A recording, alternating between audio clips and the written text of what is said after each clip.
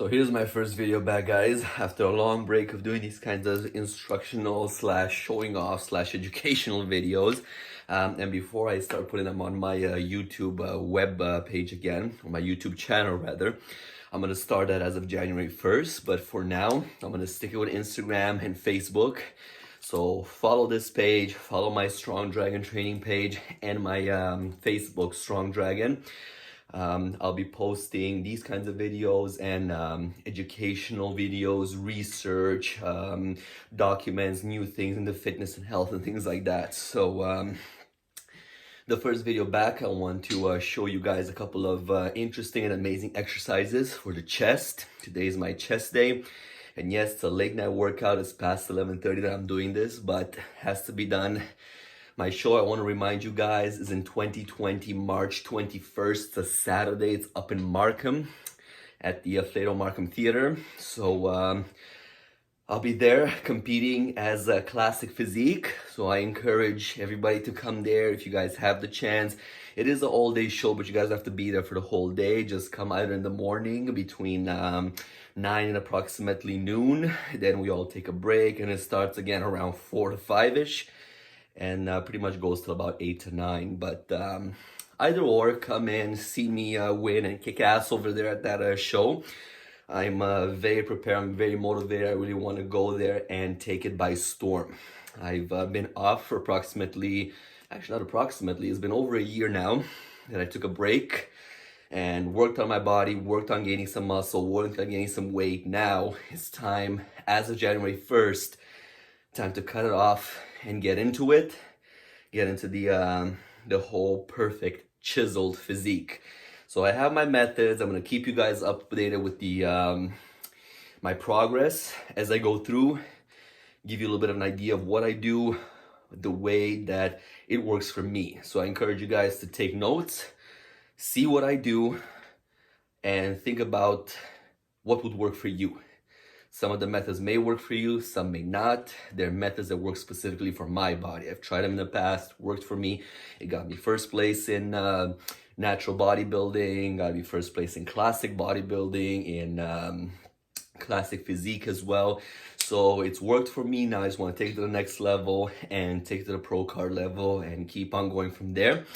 But back to tonight, chest workouts. So the next two exercises I'm going to show you. The first one, regular chest presses, dumbbell on an incline bench, 90-pound dumbbells on each hand. The classic stuff you see in any gym, you go there.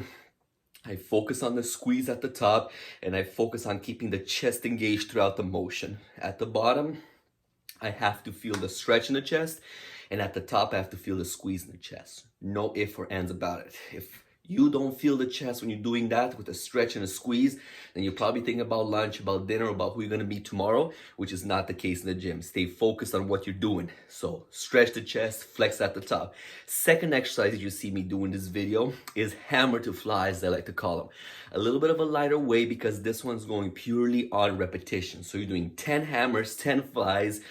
As you come up for the hammer, boom, you're gonna go straight into flies. You're gonna see that in a second. So the whole idea is no breaking between the heavy to the light. So the heavy, I'm going 90, the light, I'm going 40 pounders.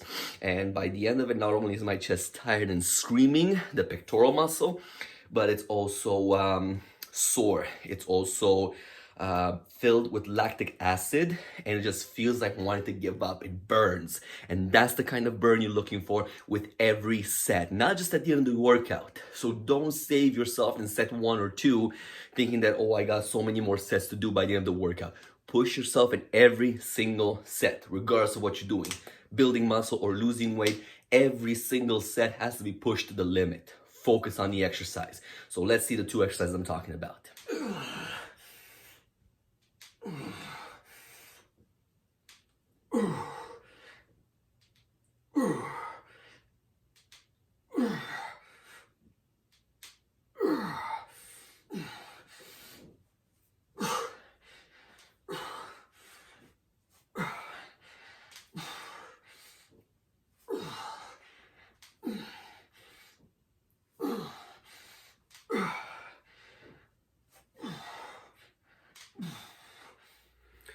So those were two exercises I was talking about. If you took note, as I mentioned previously, the chest presses, it's incline. It's not even yet 45-degree incline on the other bench. I kept it to approximately 35.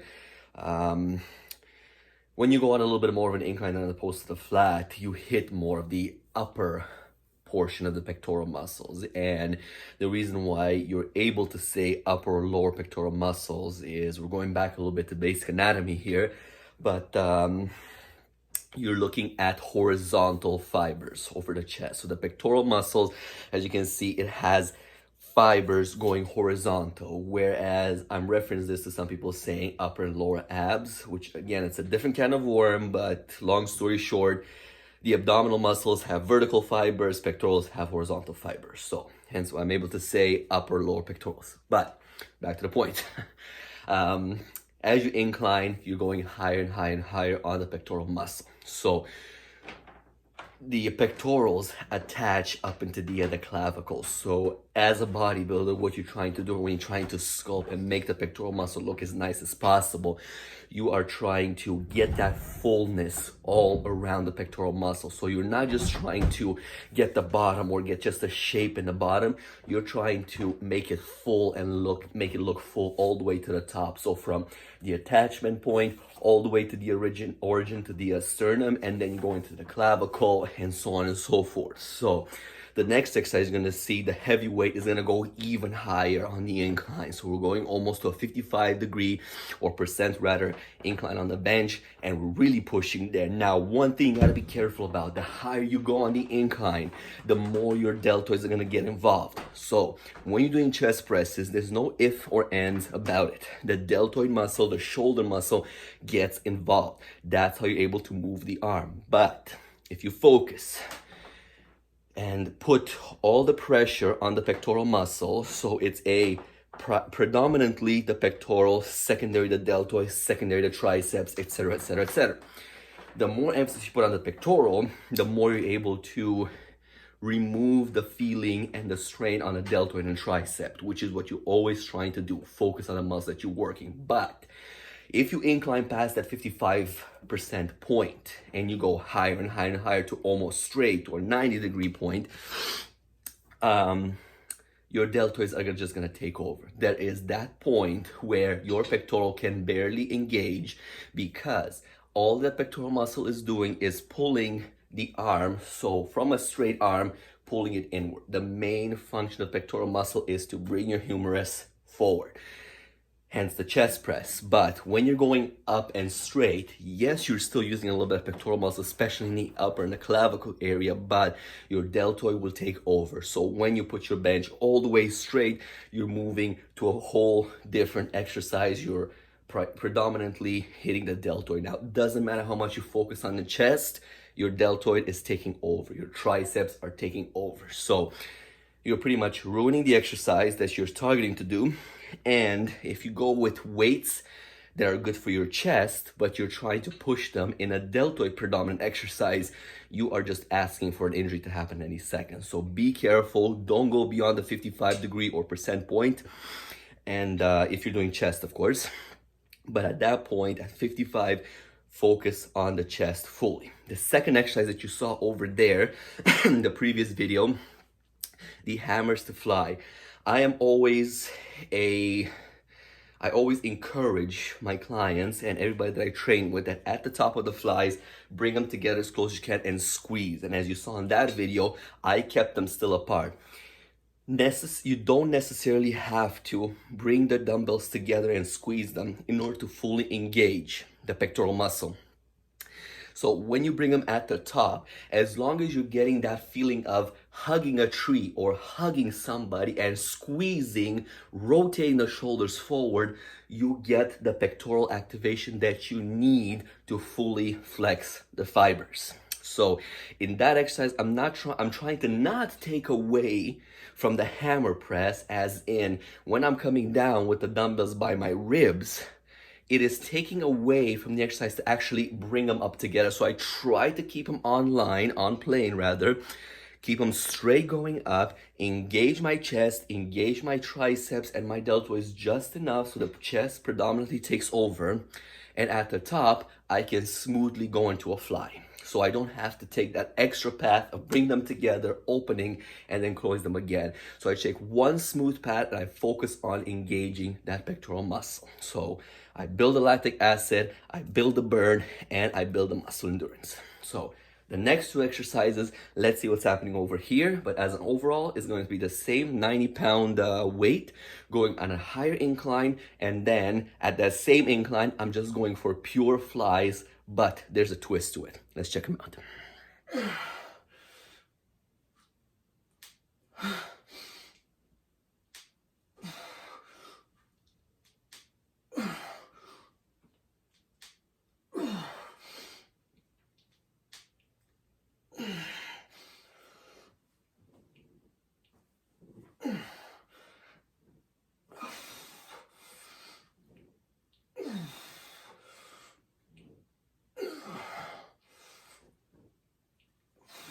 So as you saw, guys, the first one was the incline chest press again with the 90-pound dumbbells.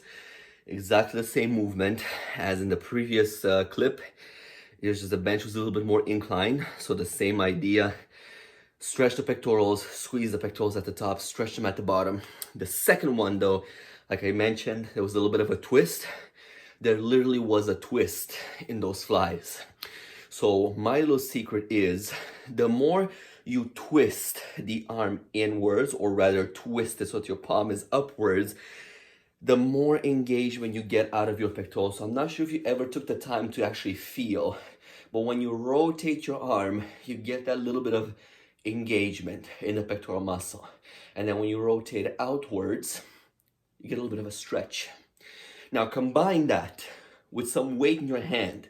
I only use 30 pounds per arm for an exercise. I don't want you to risk it and going too heavy with that, because at this point you're really playing with your shoulder joint and all the ligaments and tendons in your shoulder joint.